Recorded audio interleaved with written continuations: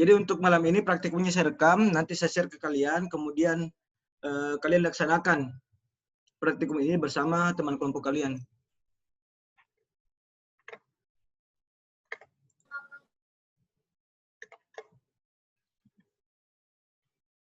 Oke, saya mulai ya perkuliahannya untuk materi hari ini terkait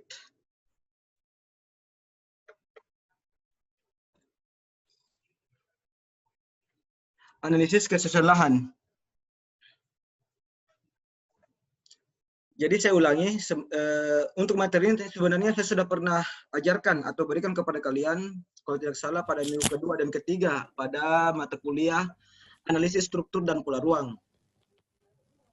Jadi kalau misalnya kalian ingat, cara untuk menentukan arahan fungsi lahan, di mana kawasan lindung, di mana kawasan budidaya, itu dan di mana kawasan penyangga, sebenarnya salah satu metode untuk mencari atau menentukan kawasan tersebut ialah menggunakan itu tadi analisis kesusahan lahan.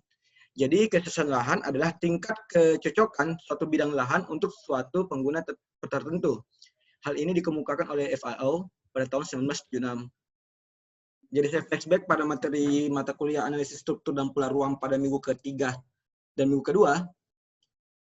Kalau misalnya kalian ingat, jadi peruntukan ruang yang merupakan kawasan hutan lindung itu adalah peruntukan ruang yang merupakan bagian dari kawasan lindung yang mempunyai fungsi pokok sebagai perlindungan sistem penyangga kehidupan untuk mengatur tata air, mencegah banjir, mengendalikan erosi, mencegah intrusi air laut, dan memelihara kesuburan tanah. Selanjutnya, tujuannya ialah memelihara dan mewujudkan kelestarian fungsi hutan lindung dan mencegah timbulnya kerusakan hutan, dan meningkatkan fungsi hutan lindung terhadap tanah, air, iklim, tumbuhan, dan satwa. Di sini menurut Permen ATR BPN nomor 1 tahun 2018, itu kawasan hutan dengan faktor-faktor kelas lereng, jenis tanah, dan intensitas hujan dengan jumlah nilai skor 175 atau lebih, itu dapat dikategorikan sebagai hutan lindung. Selanjutnya, kawasan hutan yang mempunyai lereng lapangan 40% atau lebih, itu bisa dikategorikan sebagai hutan lindung. Dan juga kawasan hutan yang mempunyai ketinggian lebih dari 2000 meter atau lebih, itu bisa dikategorikan hutan lindung. Karena sebenarnya kelas-kelas hutan itu ada banyak. Ada hutan lindung yang memiliki kerapatan tinggi dengan ketinggian yang tinggi, kemudian ada hutan lindung kerapatan sedang dengan ketinggian tinggi, jadi ada beberapa parameter. Nah, disinilah kita menentukan atau menggunakan yang biasanya disebut dengan analisis kesusahan lahan. Di sini ada dua. Nanti kalian lihat metodenya. Kita menggunakan dua metode. Jadi nanti terserah nanti kelompok B menggunakan metode yang mana. Untuk kelas B nanti menggunakan metode yang mana, atau kelas A menggunakan metode yang mana. Lancar kira-kira ini yang saya sampaikan atau tersangkut-sangkut videoku? Lancar, Pak. Oh, lancar ya? Alhamdulillah. Lanjut. Pemodelan spasial kontekstual atau rating atau scoring. Nah ini. Jika kalian biasanya mendengar kata overlay, nah itu biasa identik dengan pemodelan spasial kontekstual. Atau biasa juga kita sebut dengan rating atau scoring. Jadi asalkan kalian dengan itu yang namanya overlay, itu pada umumnya ialah atau tumpang tindih bahasa Indonesianya. Tumpang tindih. Jadi beberapa data itu ditumpang tindihkan dan digabung sehingga nanti disebut oleh dalam pemodelan spasial disebut dengan rating atau scoring. Model yang disusun berdasarkan hubungan kontekstual di antara beberapa data berbasis spasial. Itulah definisi dari pemodelan spasial kontekstual. Istilah kontekstual mencerminkan bahwa model dibuat berdasarkan suatu konteks atau kondisi tertentu. Mengapa dikatakan suatu konteks atau kondisi tertentu? Karena operator atau yang analis itu dia akan memberikan dan mengkelaskan berdasarkan kondisi-kondisi terkait data-data atau variabel-variabel yang digunakan dalam pemodelan spasial, yang dimana yang akan kita lakukan ialah rating atau scoring, atau biasa kalian dengarlah dengan istilah overlay. Nah ini bentuknya. Pemodelan spasial kontekstual atau rating atau scoring merupakan salah satu contoh model kontekstual yang paling umum dan banyak dikenal ialah model suitability model. Jadi ada beberapa data. Di sini kalian lihat pada gambar. Misalnya ini data economic data, kemudian social data, technical data, environmental data, political data, digabung. Nah, proses penggabungan itu, overlay itu ada beberapa macam. Ada union, ada merge, dan sebagainya. Kemudian, model kesesuaian bertujuan untuk mencari lokasi yang dipandang sesuai untuk suatu tujuan tertentu berdasarkan analisis terhadap kriteria yang diinginkan. Nah, kriteria yang diinginkan ini sebenarnya sudah ada. Ada beberapa peneliti yang melakukan kajian terkait model kesesuaian lahan. Nah, hasil penelitian tersebut itulah yang kita jadikan sebagai acuan untuk melaksanakan atau sebagai acuan kriteria yang diinginkan dalam melaksanakan pemodelan kontekstual yang akan kita lakukan untuk analisis kesesuaian lahan ini. Jadi sebenarnya kalau contoh lain dari pemodelan spasial kontekstual atau rating scoring ini, itu pada umumnya ketika kita menganalisis daerah rawan banjir, itu menggunakan rating atau scoring pada umumnya. Atau misalnya kajian-kajian terkait bencana, itu menggunakan rating atau scoring. Sehingga kalian harus sangat familiar dengan overlay ini. Nah, teknik tumpang tindih atau overlay, itu teknik overlay merupakan metodologi yang digunakan dalam pemilihan lokasi yang optimal atau paling sesuai, di mana beberapa data akan diintegrasikan dan menghasilkan data yang baru, namun tetap memiliki informasi dari semua data yang digunakan. Jadi contohnya di sini ada, kalian lihat ada beberapa data. Yang ini misalnya data kemiringan lereng, kemudian ini misalnya jenis tanah, kemudian ini misalnya tutupan lahan, digabung menjadi satu. Proses penggabungan inilah yang plus-plus ini yang disebut dengan overlay.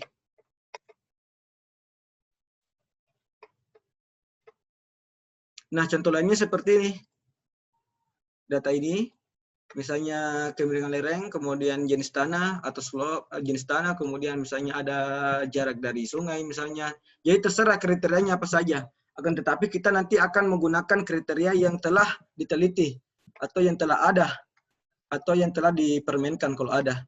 Jadi sebenarnya kalau misalnya kalian bertanya, apakah jika kita menganalisis sesuatu, kemudian menentukan kriterianya, itu kita bisa menggunakan kriteria sendiri atau tidak. Nah, itu kondisional. Tetapi urutannya itu, misalnya ada hasil penelitian. Nah, itu yang paling pertama yang kita gunakan. Kalau tidak ada hasil penelitian, turun menjadi pedoman pemerintah. Pedoman pemerintah bisa menjadi misalnya dari permen, kemudian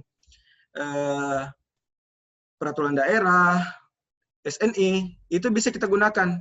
Jadi kita, misalnya kalian S1, itu belum memiliki kapasitas untuk melaksanakan atau memasukkan kriteria atau variabel-variabel dalam sebuah model. Kalian harus memiliki referensi, misalnya dari penelitian tadi, atau misalnya dari permen tadi, atau misalnya dari pedoman dari pemerintah, atau misalnya dari SNI tadi. Dan apakah kita bisa menggabungkan semua? Bisa. Itu namanya pengembangan model. Syarat untuk pengembangan model ialah kalian memiliki tadi beberapa kriteria. Beberapa kriteria, kemudian misalnya ada tiga kriteria dari 3 penelitian, kalian bisa gabung. Itu namanya pengembangan model. Jadi kalau misalnya nanti kalian misalnya sudah membuat skripsi, kalian bisa melakukan hal tersebut. Asalkan apa? Asalkan teori di belakangnya itu kuat. Dan alasan kalian menggunakan kriteria dan menggabungkan kriteria tersebut, itu alasannya harus kuat.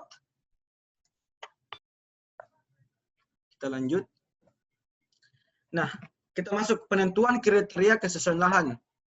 Yang pertama, tata cara penentuan kriteria kawasan. Dalam SK Menteri Pertanian nomor 837 tahun 1980 dan nomor 1683 nomor 8 tahun 1981 tentang kriteria dan tata cara penetapan hutan lindung dan hutan produksi, ada 3 faktor yang dinilai sebagai penentuan kemampuan lahan sebagai suatu kawasan lindung.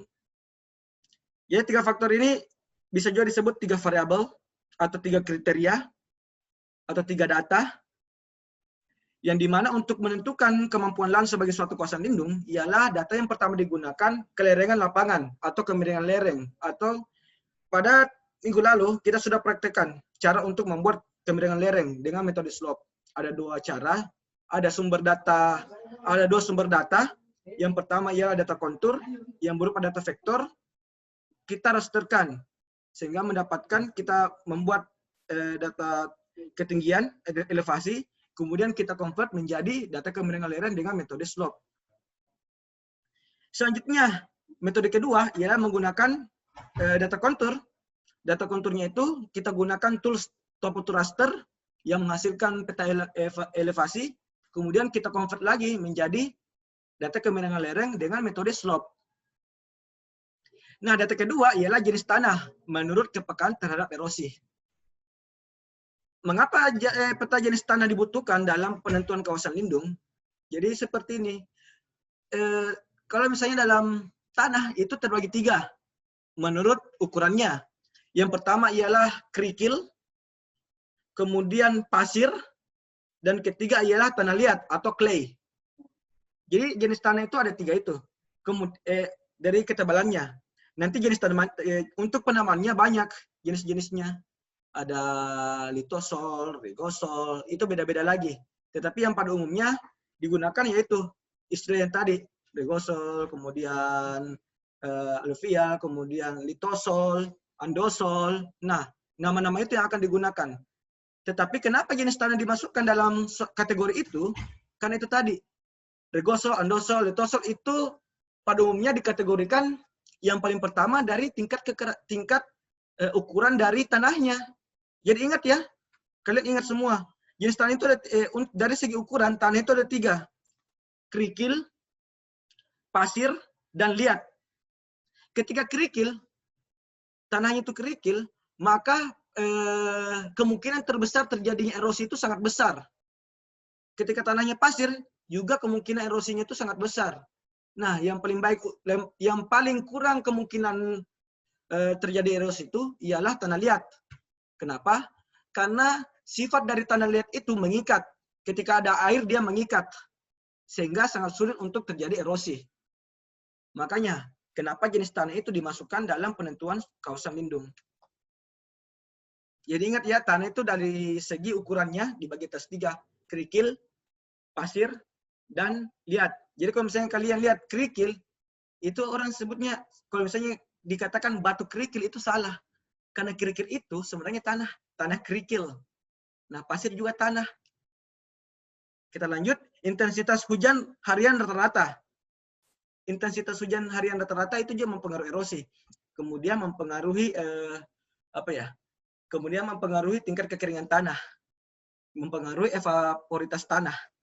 Maka untuk menentukan kemampuan lahan untuk dijadikan sebagai kawasan lindung itu kita memerlukan data intensitas hujan harian rata-rata. Dan itu pada 2 minggu lalu kalian sudah praktekkan cara untuk membuat peta curah hujan. Kita lanjut.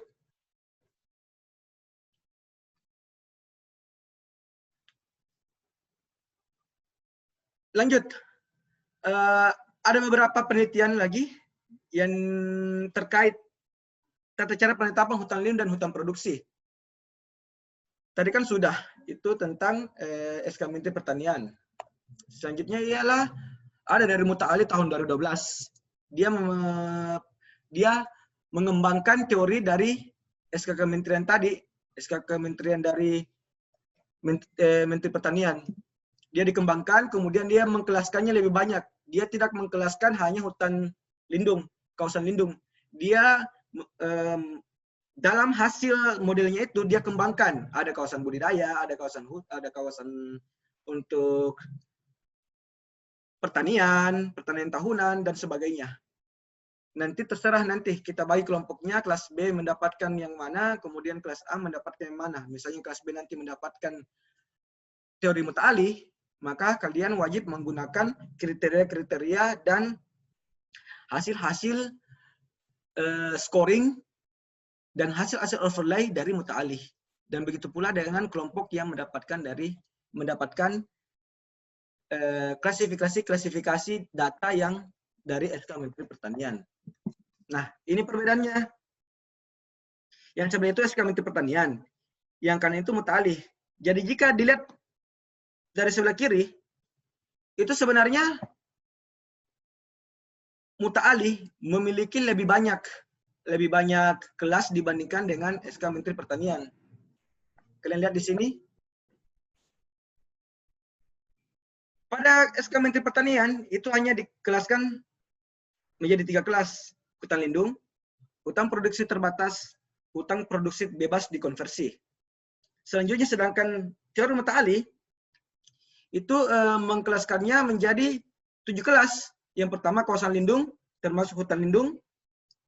Kemudian kawasan fungsi penyangga, kawasan hutan produksi terbatas, kawasan hutan produksi tetap, kawasan hutan produksi konversi, budidaya tanaman tahunan, kawasan tanaman semusim dan permukiman.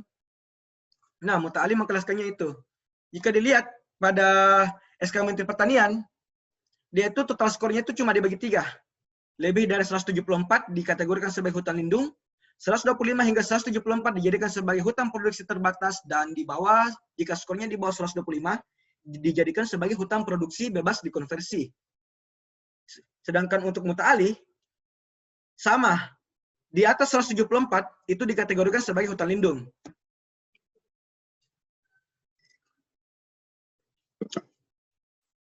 Sedangkan 125 hingga 174 itu dikelaskan menjadi 2, kawasan fungsi penyangga dan kawasan hutan produksi terbatas. Sedangkan pada SK Menteri Pertanian, dia hanya mengkelaskannya sebagai hutan produksi terbatas. Selanjutnya, kawasan hutan produksi tetap, kawasan hutan produksi konversi, budidaya tanaman tahunan di bawah 124. Dengan persyaratan, lerengnya itu di bawah 15%. Nah, sedangkan dengan skor di bawah 124, dengan kemiringan lereng di bawah 8%, itu dikategorikan sebagai kawasan tanaman semusim dan permukiman. Sedangkan untuk SK Pertanian, itu hanya mengkategorikannya sebagai hutan produksi bebas dikonversi. Seperti itu. Nah, di sini timbullah pertanyaan. Kalau untuk mendapatkan skor untuk mengkategorikannya sebagai hutan lindung, hutan produksi terbatas, hutan produksi bebas dikonversi, atau kawasan tanaman semusim dan permukiman, itu dari mana? Nah, ini pertanyaannya. Nah, dari sini, kembali lagi tadi, ada 3 data atau kriteria yang dimasukkan. Yang pertama ya kemiringan lereng, kemudian jenis tanah, kemudian curah hujan atau intensitas hujan harian. Ketika kemiringan lerengnya itu 0 sampai 8% datar, nilai kelasnya itu 1. Kemudian 8 sampai 15, nilai kelasnya 2. 15 sampai 25, agak curam klasifikasinya, nilai kelasnya 3. Dan seterusnya. Selanjutnya jenis tanah.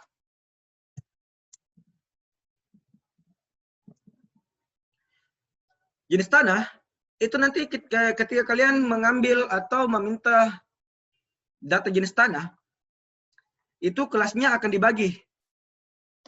Ada alluvial, planosol, gley, hidromer, letarik air tanah, itu tidak peka. Maksudnya nilai kelas 1. Artinya tidak peka ini, dia itu sangat kecil kemungkinan untuk terjadi erosi. Selanjutnya latosol, itu kurang peka dengan nilai 2. Brown forest, soil, non-classic brown mediterranean, itu masuk kelas 3. Andosol, laten, grumosol, porsolik itu masuk di nilai kelas 4. Regosol, litosol, organosol, rensina itu masuk di kelas 5. Rensina ini dia kars, kemudian organosol ini dia gambut.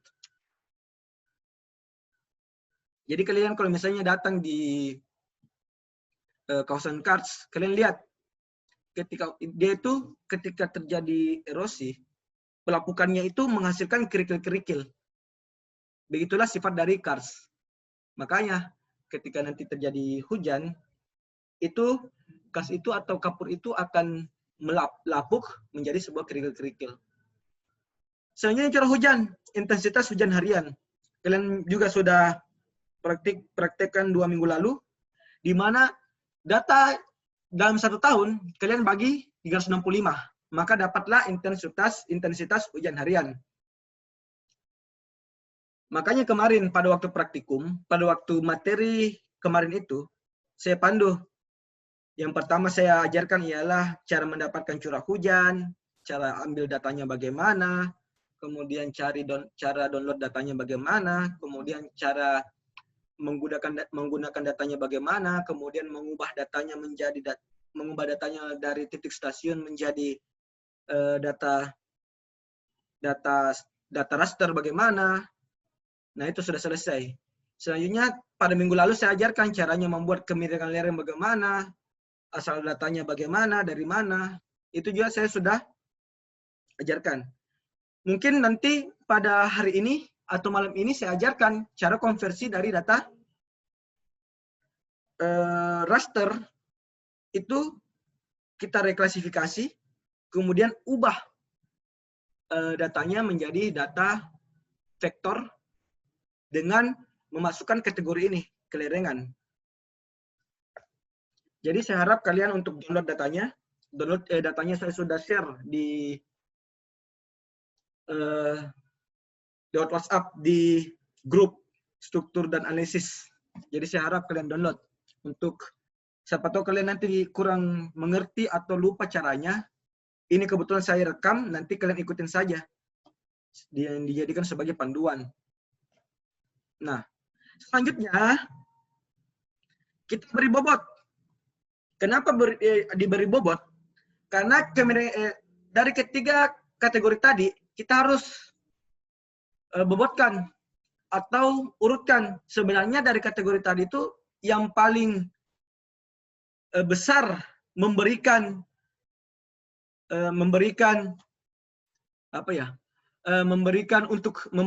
kontribusi terbesar untuk penentuan arahan fungsi lainnya itu apa? Jadi kita tidak boleh samaratakan setiap bobotnya itu. Dalam artian gini, dalam arahan fungsi lahan yang paling menentukannya itu ialah kemiringan lereng. Jadi lebih besar faktor kemungkinan kemiringan lereng itu lebih besar dorongannya atau lebih besar dampaknya dibandingkan jenis tanah, dibandingkan intensitas hujan. Makanya kemiringan lereng itu diberi bobot 20. Selanjutnya ialah jenis tanah, diberi bobot 15. Kemudian yang terakhir ialah intensitas hujan yang diberi bobot paling kecil 10.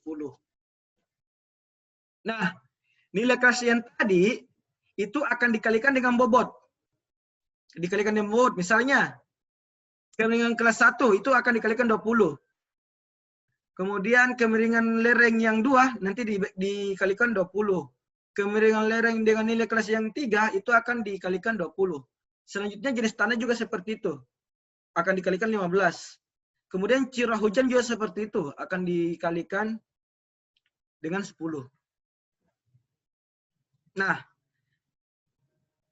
jadi seperti ini. Di samping nilai kelas, itu nanti setelah dikalikan dengan bobot, hasilnya seperti ini. Untuk kemiringan lereng datar, itu bobotnya 20, landai 40, agak curam 60, kemudian curam 80, kemudian sangat curam 100. Dan begitu pula jenis tanah dan curah hujan. Nah, inilah mengapa disebut dengan scoring.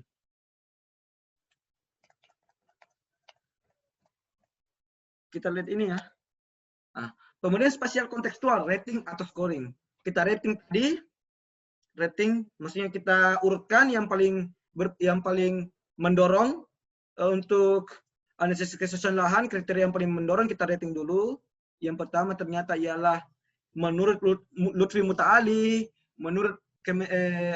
menurut peraturan Menteri Pertanian, kita rating ternyata yang paling tinggi ialah kemiringan lereng, selanjutnya jenis tanah, dan selanjutnya ialah curah hujan.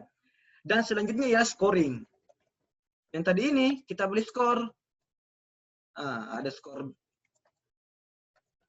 20, kemudian 40, 60, 80. Selanjutnya, nah nanti di total, dijumlahkan, total skor yang di atas 174 itu akan dikelaskan hutan lindung. 125 hingga 174 itu akan dikelaskan hutan produksi terbatas. Untuk skor di bawah 125 itu dikategorikan hutan produksi bebas dikonversi. Nah, begitu pula dengan teori Lutfi Mutali yang di sebelah kanan. Ini kanan ya? Iya, kanan. Dari total skor ketika kita menjumlahkan, itu hasilnya seperti ini. Jika total skornya itu di atas 174, itu dikategorikan kawasan lindung. Dan seterusnya. Total skor itu dalam artian, nanti kita overlay ketiga data ini. Oh, salah. Kita overlay. Nanti hasil overlay itu dijumlahkan.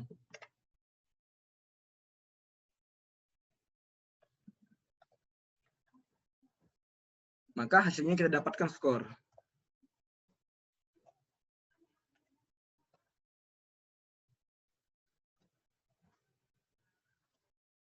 Sampai sini ada pertanyaan sebelum kita masuk di praktikumnya.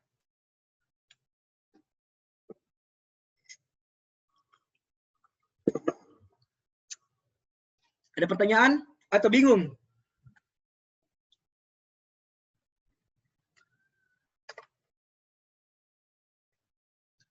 Muhammad Taufik Hidayat?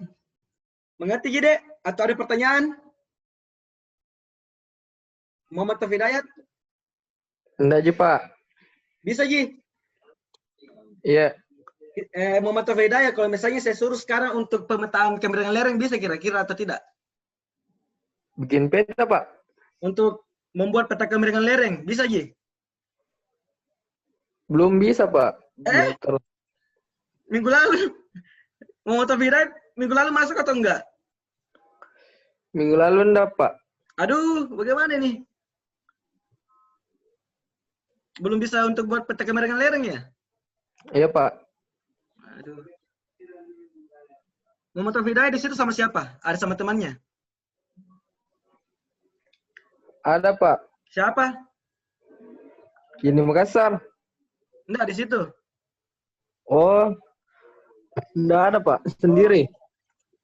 Kalau misalnya baru saya mau sebut tunjuk temannya, enggak jadi. Soalnya Anda sendiri. Saya tuh yang biasa sama temannya itu. Sebut ini.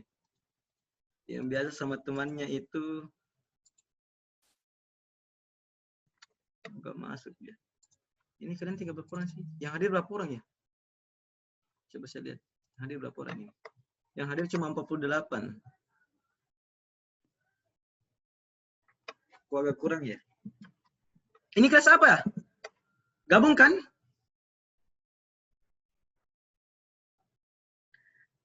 Andi Akbar gabung ini, Dek. Iya, Pak. Gabung ini, Pak. Waduh, menggema suaranya. Ke 48 ya. Takutnya nanti. Lembang. Kalau misalnya saya suruh untuk buat peta kemenangan lereng, bisa?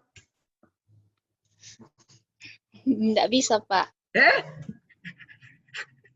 Jadi minggu lalu, apa yang saya lakukan minggu lalu? Stand up komedi.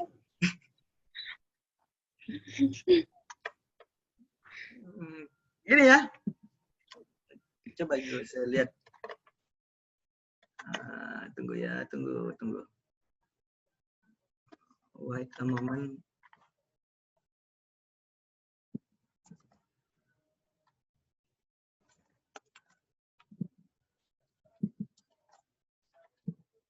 Di Makassar sekarang jam berapa ya? Jam 11 sore.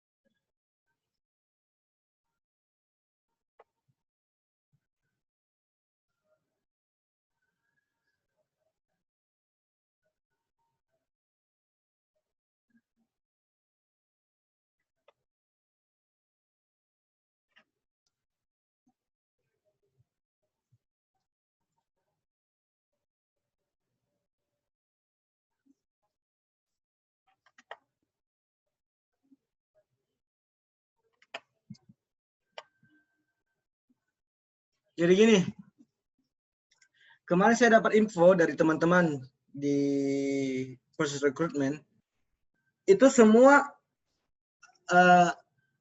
anak PWK nanti ditanyakan apakah bisa menggunakan ARGIS atau tidak. Dan ketika kalian akan menjawabnya tidak bisa menggunakan ARGIS, itu kemungkinan besar kalian sangat sulit untuk lolos.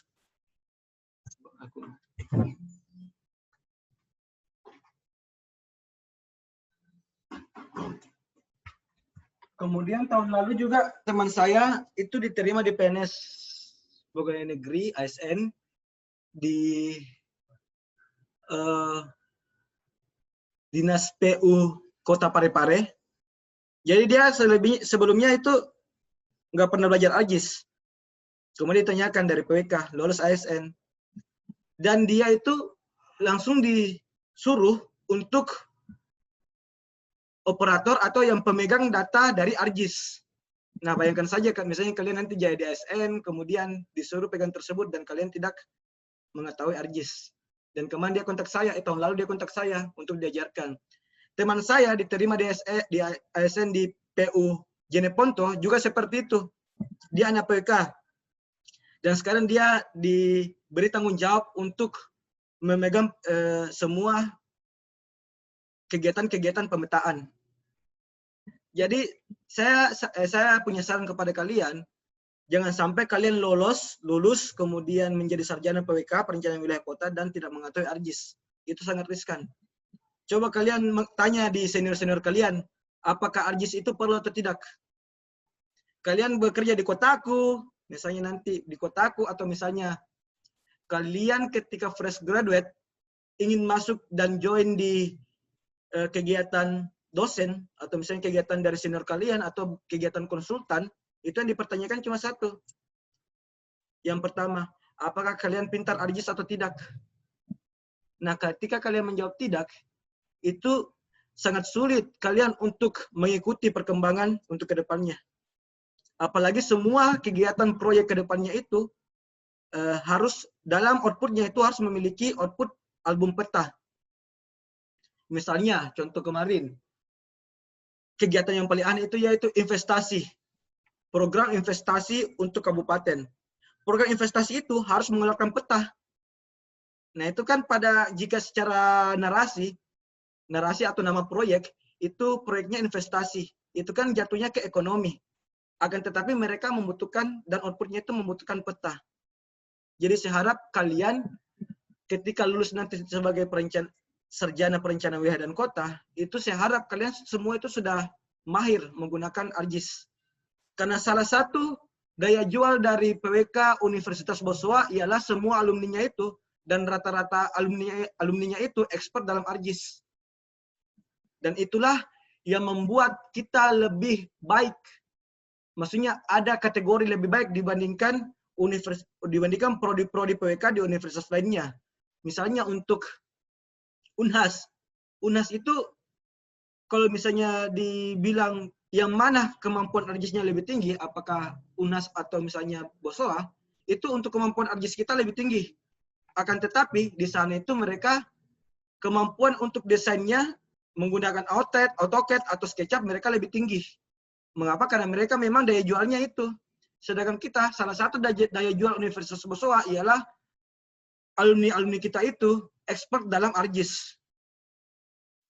Makanya alumni-alumni kita itu sangat banyak yang bergerak di bidang konsultan perencana. Sedangkan alumni-alumni untuk UNHAS itu pada umumnya mereka bergerak di bidang masuk dalam wahana arsitektur. Dikarenakan mereka diajarkan hal seperti itu. Dosen-dosen mereka juga itu mengajarkan hal seperti itu.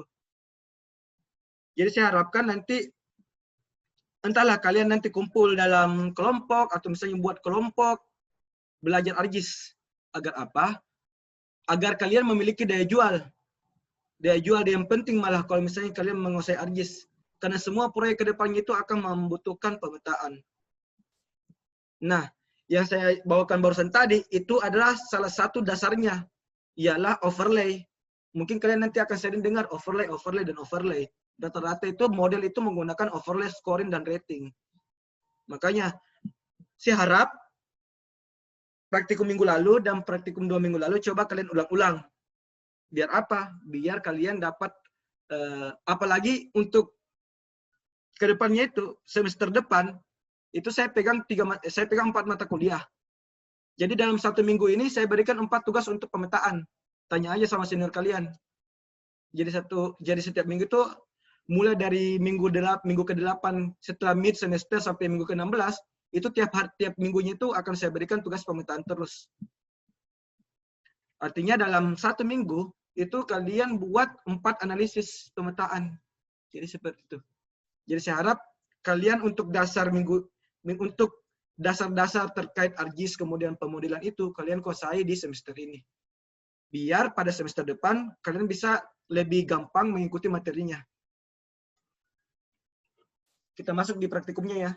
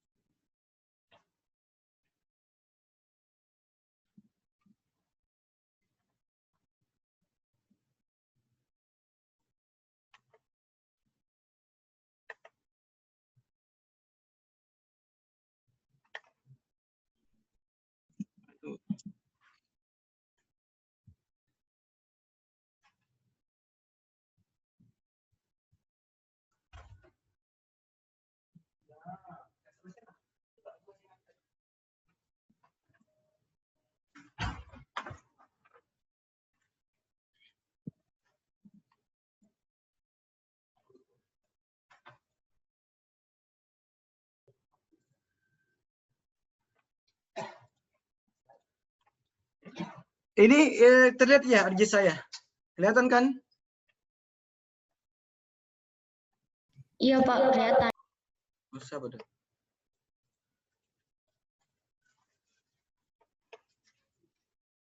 Jadi nanti yang belum makan malam, silakan makan. Asalkan kameranya dimatikan. Jangan sampai di sini ada teman kalian nanti ngiler untuk lihat Anda makan. Jadi tidak apa-apa sambil makan. Tetapi kameranya dimatikan. Yang mau sholat. Nanti kameranya dimatikan aja. Jangan sampai nanti kalian sholat berjamaah di Zoom. Nah, kalian buat aliran baru namanya.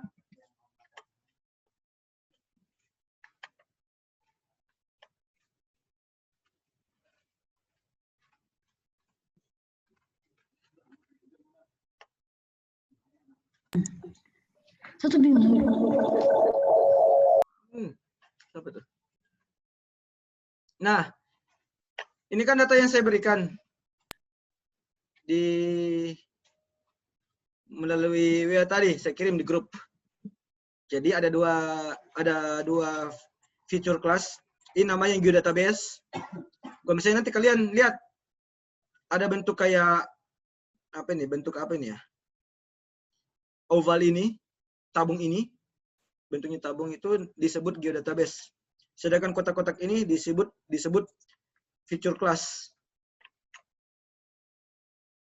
Dan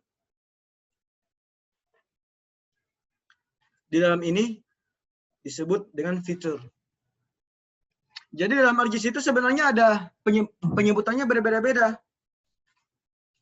Biasanya ada yang disebut dengan SHP, biasanya ada yang disebut dengan fitur. Nah, ketika bentuknya seperti ini, ketika dia berada dalam geodatabase, berada dalam fitur kelas, yang ini disebutnya fitur.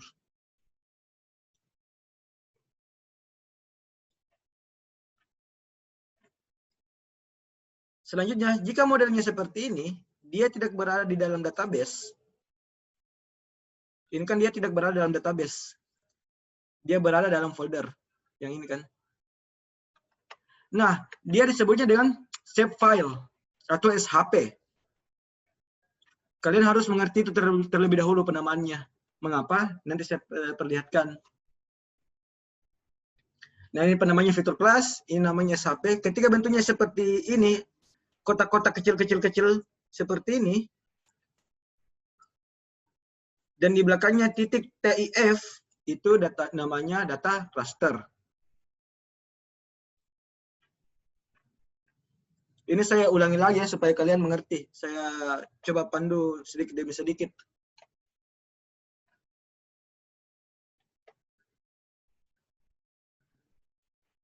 Oke, di sini saya masukkan dulu data peta dasarnya, administrasi kabupaten, administrasi kecamatan, administrasi provinsi. Selanjutnya juga di sini area analisis data raster. Ini peta dasarnya. Kenapa kita menggunakan area analisis data raster? Nanti di belakang saya berikan jawabannya. Mengapa kita memerlukan data analisis data raster ini? Data analisis area analisis data raster ini dia itu mencakupi satu Kabupaten Banyuwangi ini. Ini di Kabupaten Banyuwangi ya. Kalau ada yang nggak tahu Banyuwangi itu di mana, itu kabupaten paling timurnya Jawa, berbatasan dengan Bali. Jadi misalnya kalau misalnya kalian ingin ke Pulau Bali dari Jawa itu menggunakan jalur darat, itu dari kalian menyeberangnya nanti di Kabupaten Banyuwangi ini.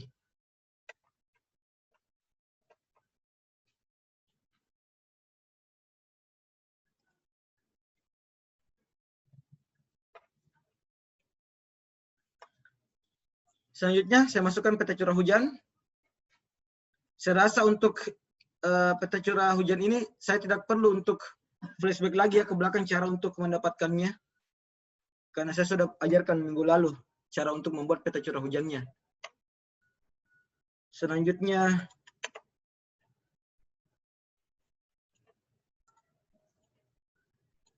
jenis tanah. Kemudian nanti outputnya seperti ini.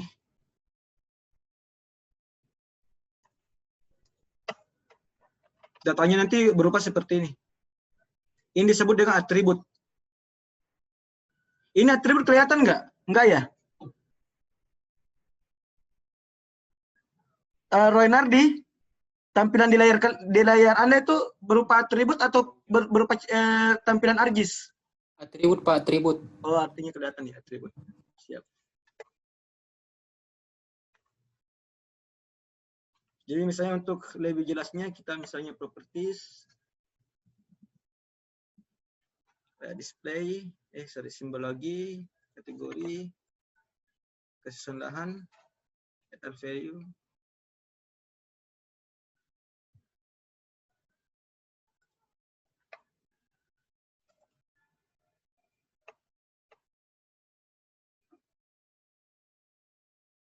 Jadinya seperti ini.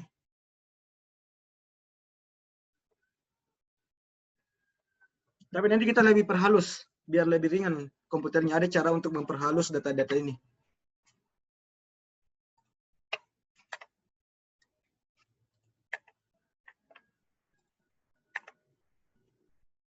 Kita masukkan kontur. Kita masukkan batimetri. Kalau ada yang tahu data batimetri ini apa? Batimetri ialah data kedalaman laut. Dapatnya di mana? Sama pada waktu kalian download Demnas. Di bawah Demnas itu kan nanti ada tulisannya batimetri. Nanti kalian tinggal download. Datanya berupa raster, nanti kalian konversi menjadi SHP. Data yang kita nggak butuhkan kita hapus aja dulu. Nah,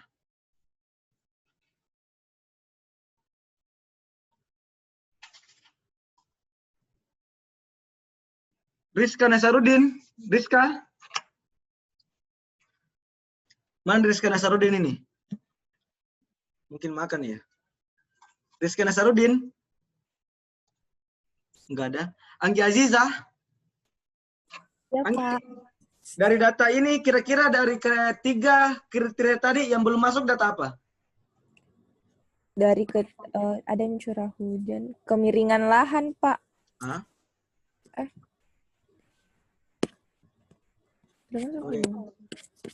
Ya, kemiringan lereng. Ya, kemiringan lereng, astagfirullahaladzim. Cara untuk mendapatkan kemiringan lereng ada dua basis datanya. Apa aja?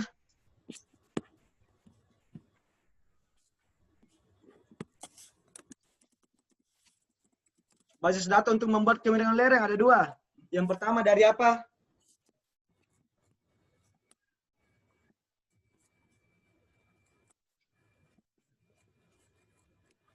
Oke, yang pertama ialah dari data kontur, kemudian yang kedua ialah data raster. Data raster ada berbagai macam, bisa dari SRTM, yang saya tunjukkan minggu lalu cara downloadnya, bisa dari Demnas, yang dimiliki oleh Indonesia,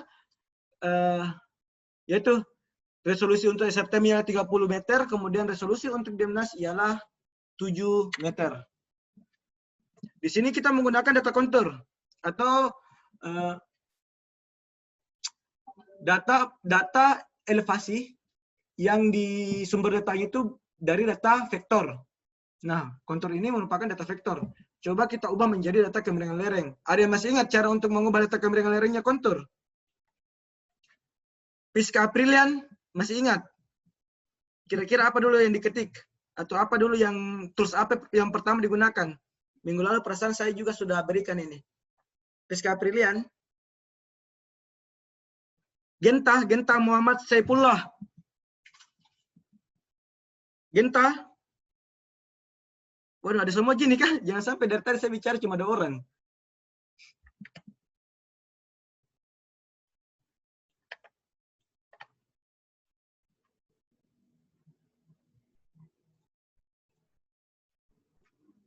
Hadir semua gini.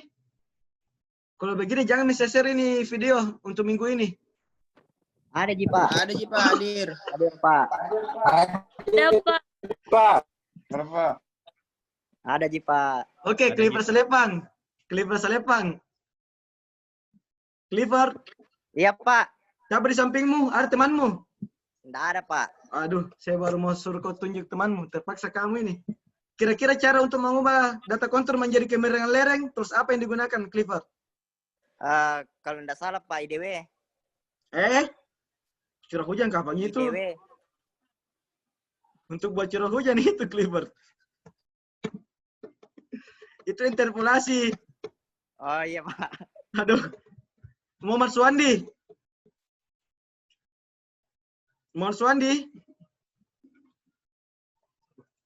Waduh. Oke. Hadir Pak. Ya. Cara untuk mengubah data kontur menjadi kemiringan lereng, tools apa yang digunakan? Yang pertama. Pak, aku lupa namanya, tapi ada di spasial analis itu Pak. Oke. Siap.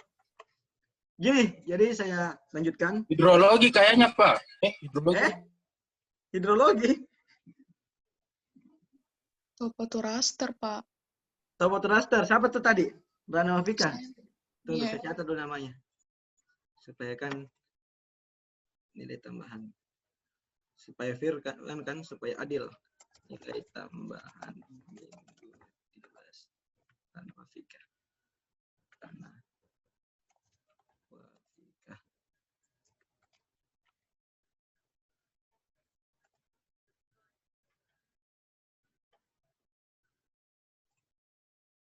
Karena begini, biasanya itu untuk nilai analisis sistem informasi geospasial, Pak Budi akhir semester sering tanya saya. Dan biasa dia merujuk nilainya dari saya. Jadi ketika saya beri nilai mungkin A, kemungkinan besar itu nilai kalian A. Misalnya saya memberikan nilai kalian A-, kemungkinan besar nilai yang keluar itu nanti A-. Mungkin kalian bisa tanya di senior kalian, apakah benar atau tidak, bisa koreksi. Benar atau tidak. Jadi seperti itu. Jadi pada umumnya itu Pak Budi biasanya konsultasi sama saya untuk memberikan nilai. Dan memang sebenarnya nilai kami itu akan digabung. Tapi sebagian besar dia akan konsultasi sama saya. Dan begitu pula dengan mata kuliah yang saya biasanya bersama dengan Pak Budi.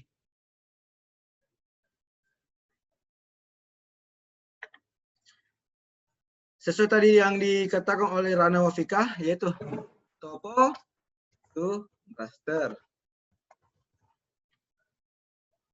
Spasial analisis. Masukkan di sini.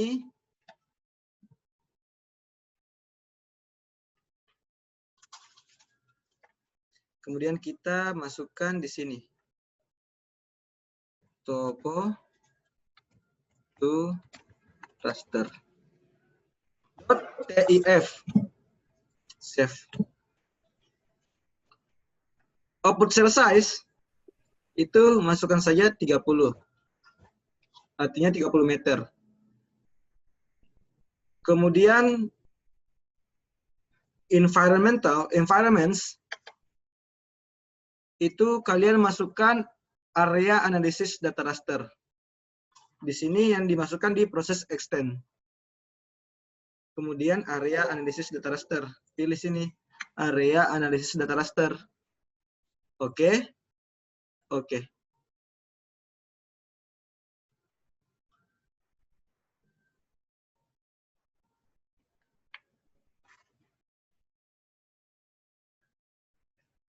Ini semoga bisa ya. Kok yang sampai not responding.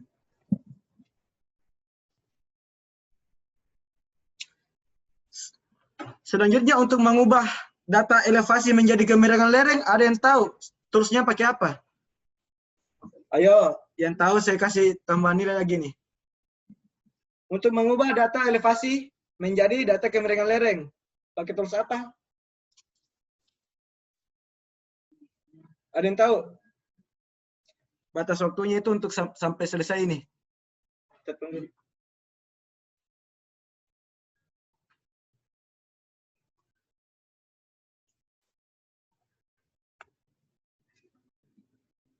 Ada yang tahu? Untuk mengubah data elevasi ini menjadi data kemiringan lereng, itu menggunakan tools apa? Slope, Pak. Slope. Oke, Muhammad Jalil Ikram. Muhammad Jalali Ikram.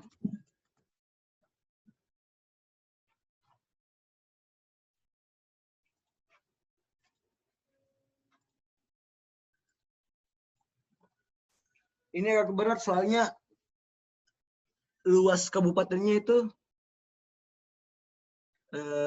tinggi, sangat luas wilayah kabupatennya. Jadi kita tunggu. Kok saya ambil daerah Banyuwangi ya? Semestinya ambil daerah yang kecil saja. Salah kayaknya, salah data kayaknya saya ini.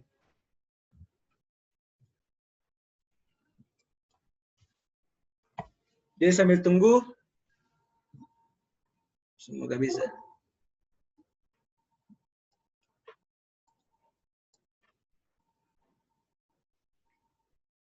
Jadi nanti misalnya ada satu kelompok yang anggotanya itu tidak memiliki laptop dengan yang spesifikasi tinggi, nanti minta tolong sama temannya yang punya laptop yang spesifikasi tinggi untuk convert data konturnya menjadi data kemiringan lereng.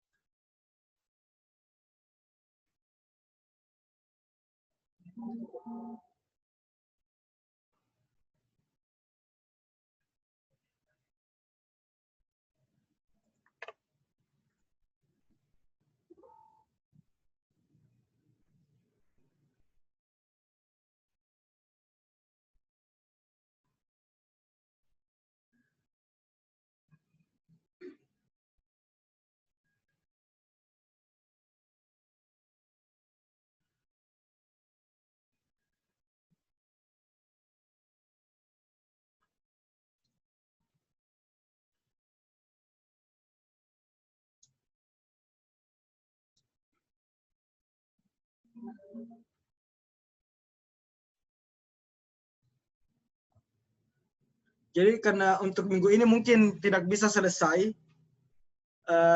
maksudnya tidak bisa selesai hingga kita proses scoring. Jadi minggu ini sebelum nanti kira-kira jam 9:30 bagian sana, itu kita sudahi. Jadi kita usahakan kita sudah bisa mengkategorikan dari kelas-kelas yang tadi. Misalnya mengkelaskan dari kriteria yang tadi. Jadi kita sudah dapatkan kelasnya. Nanti minggu depan kita coba untuk overlay.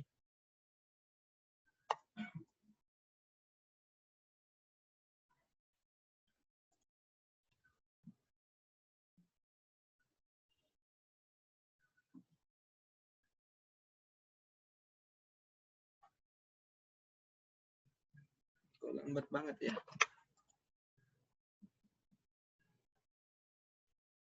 Kalau misalnya ada yang bertanya, Pak, kenapa lambat, Pak? Nah, itu tadi, kalau misalnya tadi kalian ingat saya memberi angka 30, semakin besar angka yang kalian masukkan, itu prosesnya semakin cepat. Misalnya pikselnya 100, itu prosesnya cepat. Kenapa? Karena jumlah pikselnya nanti akan keluar pada data raster itu sedikit. Misalnya kalian memberikan masukan tadi misalnya 5 atau 7, itu artinya 7 meter per 7 meter pikselnya, itu akan semakin lambat. Apakah itu mempengaruhi? Ya, itu nanti akan mempengaruhi dari kualitas elevasinya. Tetapi pada umumnya kita biasa menggunakan 30. Mengapa 30? Karena data SRTM itu pikselnya 30.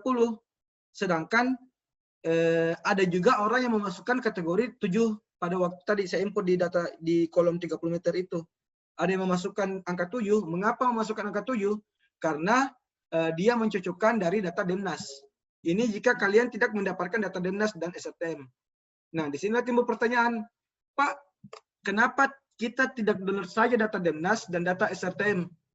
Nah, ketika kalian nanti minta data, itu kalian tidak akan diberikan data citra SRTM dan Demnas dari instansi pemerintah.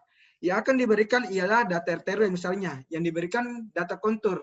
Kenapa data kontur? Karena ingat, pada peta RT/RW itu ada 3 album petanya. Ada 3. Yang pertama ialah peta dasar yang akan diberikan, kemudian peta tematik, dan peta tentatif. Peta tentatif itu masuknya peta pola ruang dan struktur ruang. Nanti setiap data itu memiliki SHP sendiri.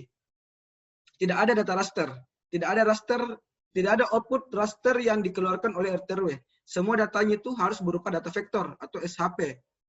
Dan pada umumnya itu sudah berada pada geodatabase yang tadi saya sebutkan awalnya tadi. Ada geodatabase, ada fitur kelas, kemudian fitur. Tapi kok ini lama ya?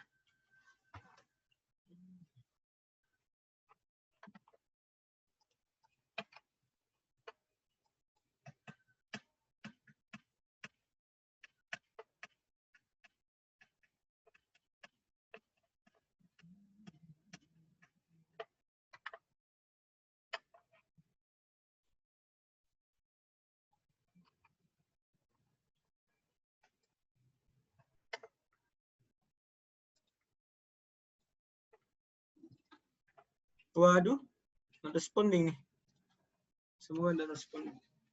Kalau not responding, artinya kita ulang ini.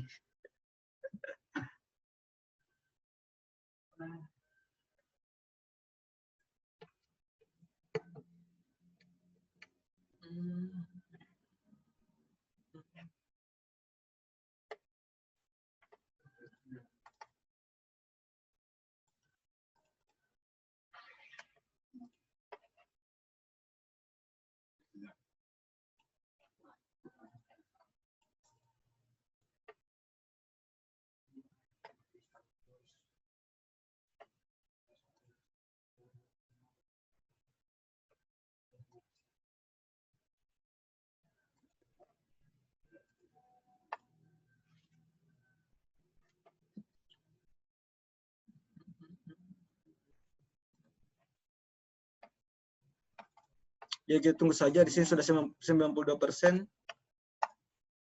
Atau kita cancel ya. Gimana ya?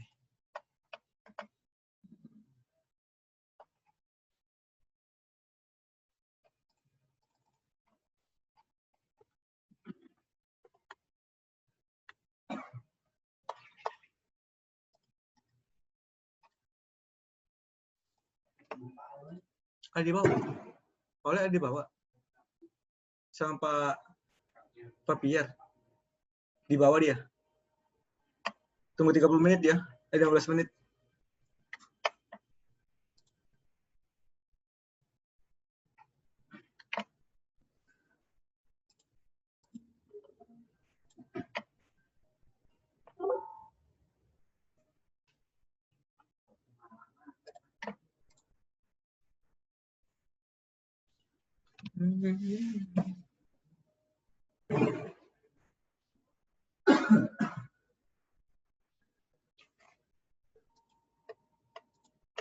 Drone aja turun, nanti aku nyusul.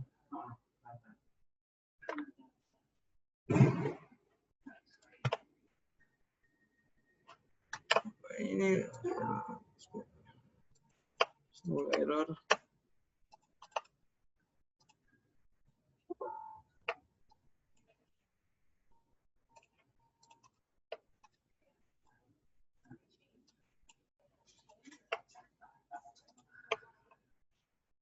Sampai 4%.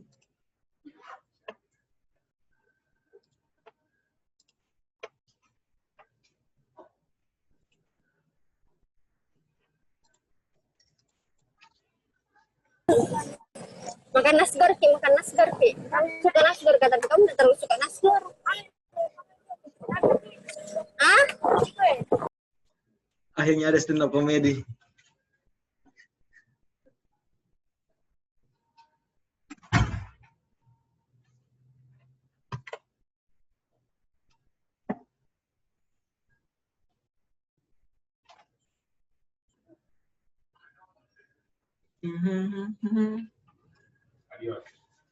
Adios.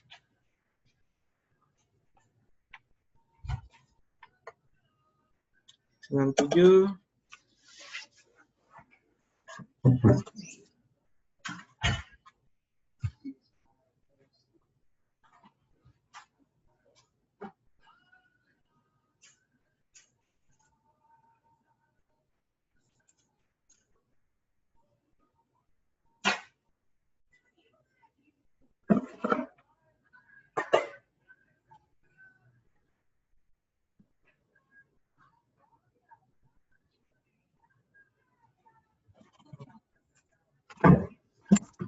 Tinggal 1%.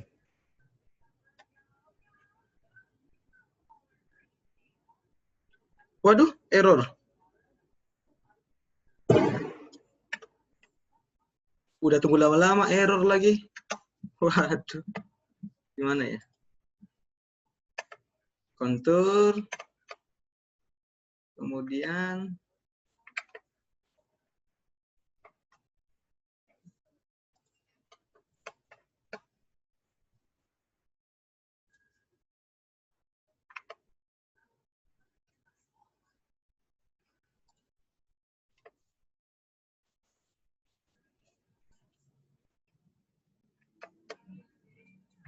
jadi nanti saya percepat saja.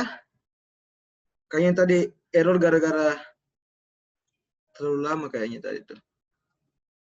Nah, nanti jadinya seperti ini.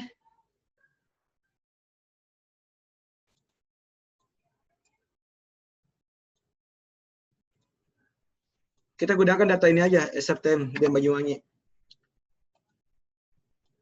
Ya nanti misalnya kalian tidak mendapatkan data kontur, atau misalnya komputer kalian berat menggunakan data kontur, kalian nanti download aja SRTM Banyuwanginya.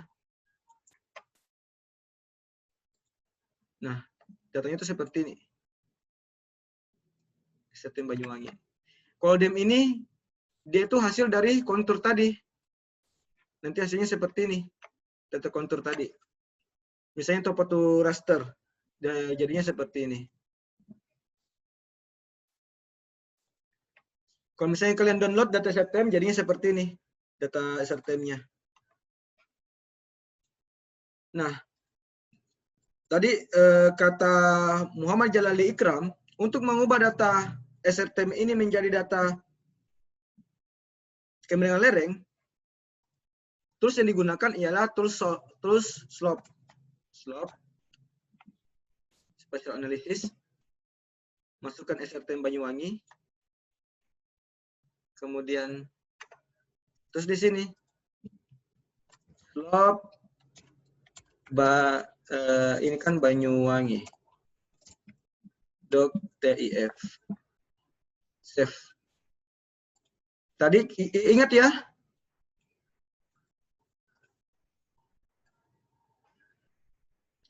ingat di sini kita menggunakan persen. Menggunakan persen. Jadi, yang akan kita pilih pada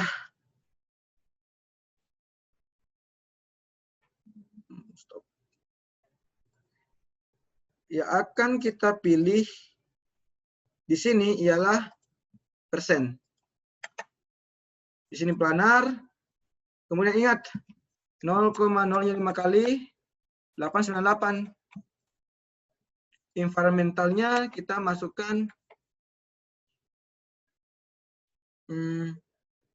nggak usah, ini aja semua. Nggak, kita masukkan administrasi kabupaten aja. Extend, kemudian kita masukkan administrasi kabupaten.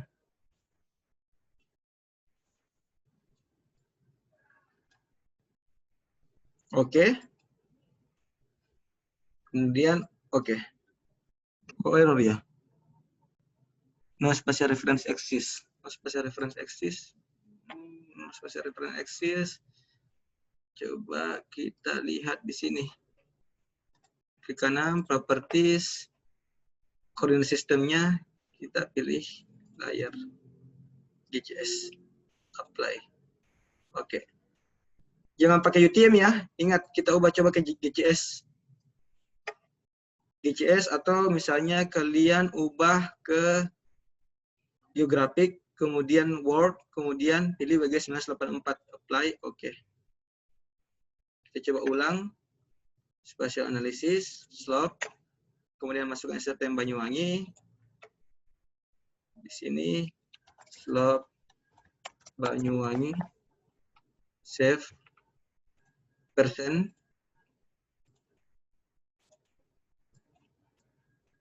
0,00000898. Environmentalnya itu Kabupaten Banyuwangi, administrasi kabupaten. Oke. Oke.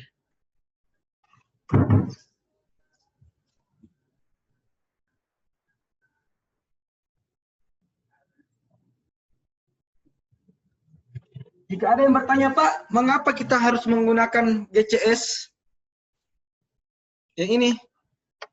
Kenapa harus WG 984? Kenapa bukan di UTM? Nah, segala sesuatu analisis pemodelan yang ada data Z-nya atau data ketinggiannya, itu kita harus ubah dulu layers-nya menjadi layers yang memiliki referensi geografis. Ingat ya, referensi itu ada dua, referensi geografis dan referensi UTM. Makanya kalau misalnya referensi geografis itu ketika kita akan menganalisis spasial data yang memiliki nilai ketinggian. Beda lagi, misalnya kalian ingin kayak Euclidean distance atau yaitu analisis jarak. Jika analisis jarak itu harus menggunakan UTM. Mengapa harus menggunakan UTM atau WG 1984? Itu dikarenakan kita mengukurnya melalui satu bidang datar dengan satuan meter. Tadi konturnya error gara-gara ini juga. Kontur error gara-gara kita tidak mengubah layers-nya dulu menjadi data WGS 1984. Nah, hasilnya seperti ini kemiringan lereng. Nah, pertanyaannya adalah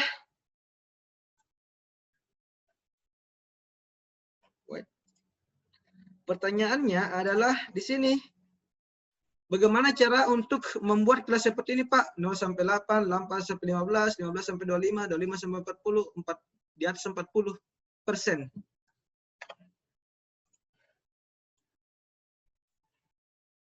Caranya ialah di sini kalian tulis kelas. Kemudian reclassify 3D analysis. Kalian masukkan slope Banyuwangi. Kemudian kalian tentukan nanti di sini ada berapa kelas. Tadi kan ada 5 kelas. Jadi kita petakan di sini 5. 5. Yang pertama tadi mana tadi?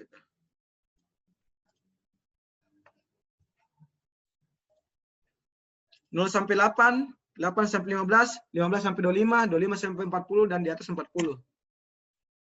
Tolong satu orang ingatkan saya, tolong satu orang hafal ini. 0 sampai 8, 8 sampai 15, 15 sampai 20. Supaya kita tidak bolak-balik. Oh, atau saya foto aja ya.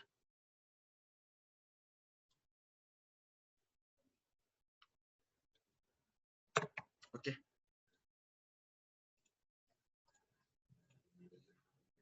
Nah, yang pertama 0 sampai 8 kita buat 8 di sini. Kemudian 8 sampai 15 kita buat 15 di sini. Selanjutnya 15 sampai 25 sampai 40. Gini nih. Oke. Nah, ini kan 0 sampai 8, ingat 1 itu 2 3 4 5 ini values-nya, kemudian ini di sini simpannya. Reclass slope .ti save. Oke. Error lagi ya. Wait. Reclass environmental extend musik kabupaten. Oke. Klasifikasinya udah. Reclass. Oh, ini ada ya. Reclass slope pangkep .if udah ya tadi. Reclass slope pangkep. Satu coba. Masih error enggak? Cek di sini kemudian oke. No spatial reference. Artinya bermasalah tadi. Ini kayaknya tadi udah sengaja saya ubah. Ambil ini aja. Layers GCS 984 apply. Oke. Reclass input slope Banyuwangi. Classify 5 8 kemudian 15 25 40. Oke. Reclass pangkep coba 1.tif. Environmentalnya extend Universitas Kabupaten. Oke. Kalau error terus coba kita ubah menjadi layers PGS 1984 UTM. Kita coba lagi reclass 3D analisis, kemudian slope Banyuwangi.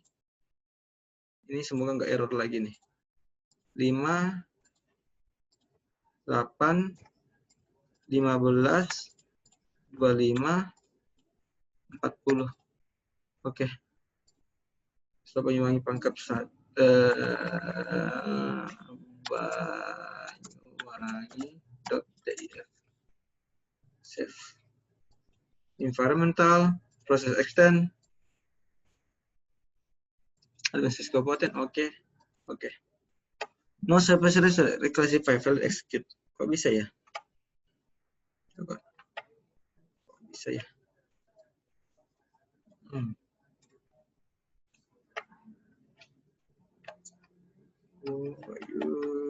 UTM 1984 apply. Oke. Coba kita cek dia datanya apa sih. Dia datanya GCS 1984. Ya benar.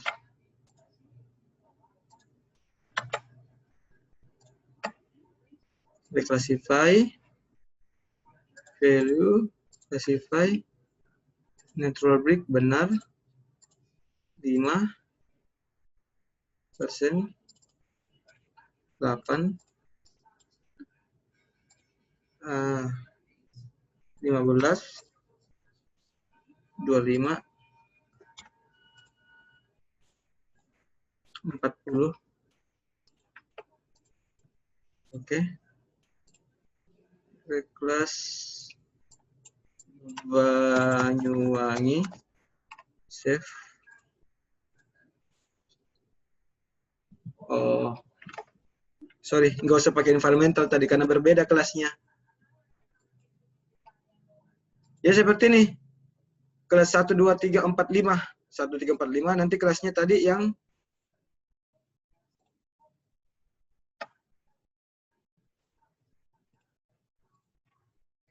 ini.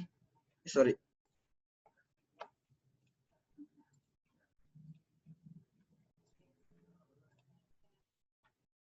Yang ini. 1 itu 0 sampai 8, 8 sampai 15, 15 sampai 25, 25 sampai 40, di atas 40. Selanjutnya ketika sudah ini, open attribute table. Nah ini.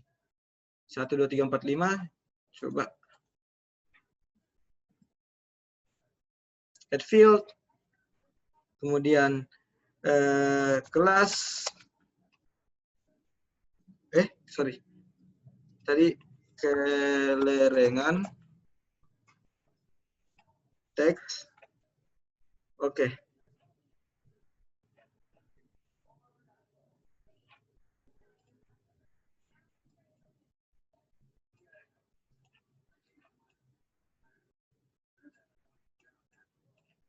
Di kanan.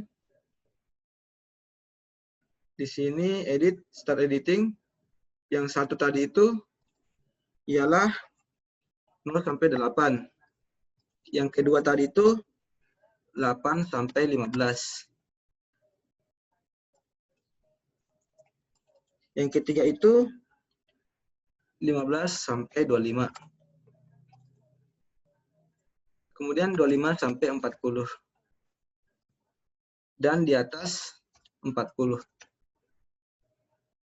Edit, save edit, stop. Datanya ini kan masih berupa data raster. Selanjutnya kita ubah menjadi data SHP. Terus saya sini raster tuh, kemudian cari raster tuh save file. Raster tuh coba save file.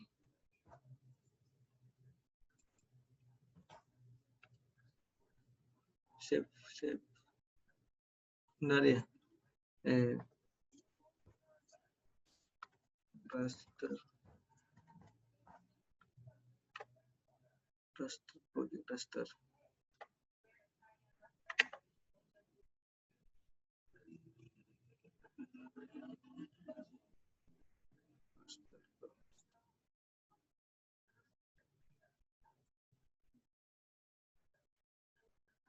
Polygon to raster, raster to raster to polygon. Raster to polygon. Raster to polygon. Masukkan ke kelasnya tadi. Kemudian input kelerengan. Kemudian ini dia masuk dalam fitur kelas. Ini kan tulisannya fitur kelas nih. Masuk di sini peta tematik misalnya. Masukkan reclass slope Banyuwangi. Reclass slope Banyuwangi. Save. Oke. Sorry. Ini kenapa error lagi? Fitur kelas kan? Oh sorry. Kelas. Reclass Banyuwangi.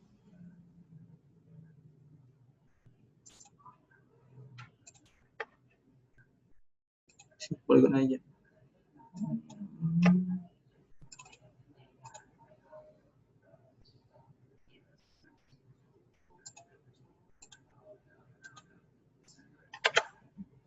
Nah, hasilnya ini kelerengan. Kalian sudah ada. Selanjutnya apa?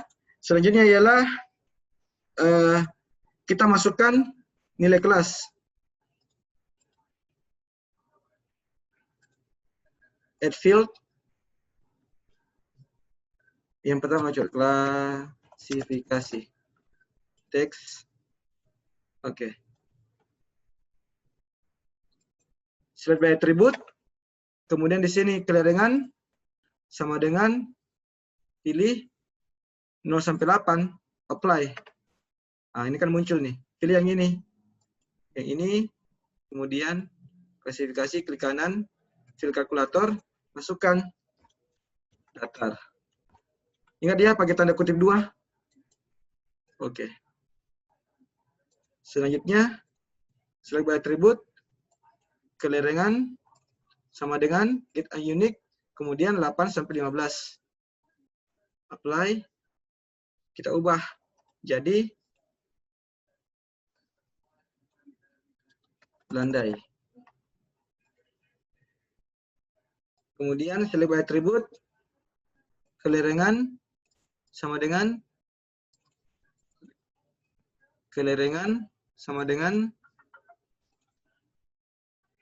agak curam yang 15 sampai 25. Apply. Itu agak curam.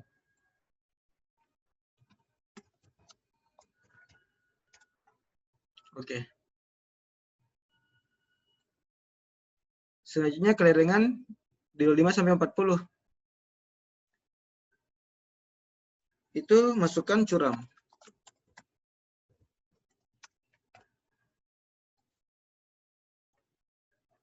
Kemudian di atas 40. Itu kategori sangat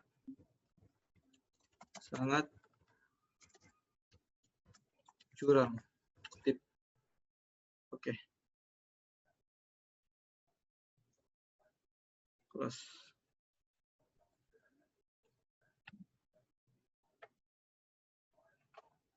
Matikan ini, matikan ini.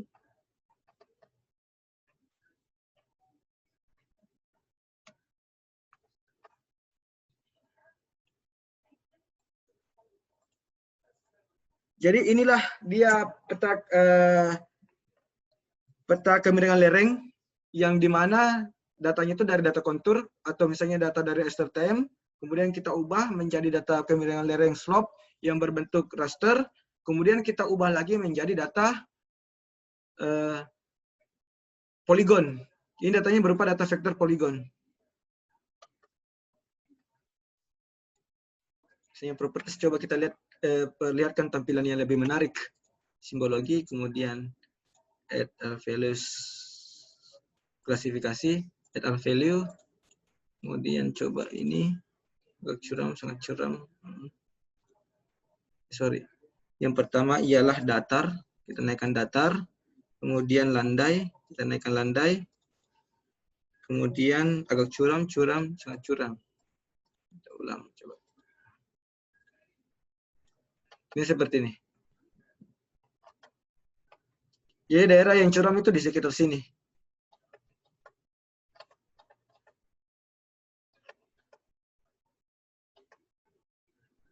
Jadi inilah dia cara untuk membuat data kemiringan lereng berdasarkan klasifikasi. Nanti kita tinggal masukkan tadi, tinggal dimasukkan di sini, misalnya add value, kemudian kita masukkan nilai kelas.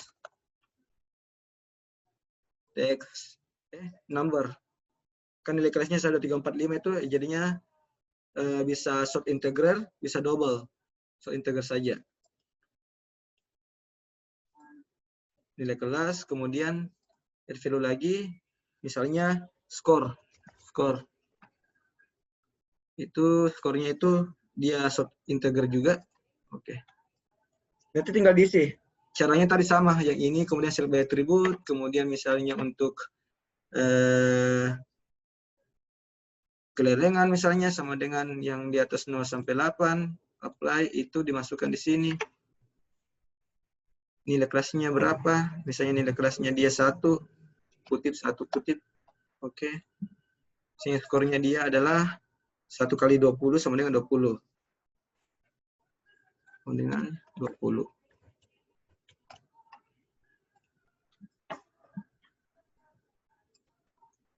Jadi seperti itu. Jadi untuk minggu ini cukup sampai di sini karena di sini juga sudah di sana juga sudah jam 9:30. Kita lanjutkan minggu depan. Kita habiskan karena tadi ada masalah sedikit terkait mengubah data kontur menjadi data raster untuk elevasi data rasternya. Jadi terima kasih untuk minggu ini, saya rasa cukup sampai di sini. Kita lanjutkan minggu depan, kemudian minggu depannya lagi menjadi tugas besar dari praktikum kita untuk minggu ini dan minggu depan. Nanti saya share materi perkuliahan kita pada malam ini. Begitu pula dengan videonya. Saya harap kalian pelajari sedikit, kemudian prosesnya sama. Proses sama untuk mengubah data curah hujan yang kalian buat itu dalam berbentuk raster, kemudian mengubahnya menjadi data vektor, prosesnya sama. Jadi terima kasih untuk malam ini, karena sudah jam 9:30 juga. Mohon maaf jika banyak kekurangan terkait praktikum ini, karena waktu untuk persiapkan materi untuk malam ini juga waktunya sangat sedikit, terbatas. Terima kasih. Assalamualaikum warahmatullahi wabarakatuh dan selamat malam. Waalaikumsalam warahmatullahi Pak. wabarakatuh.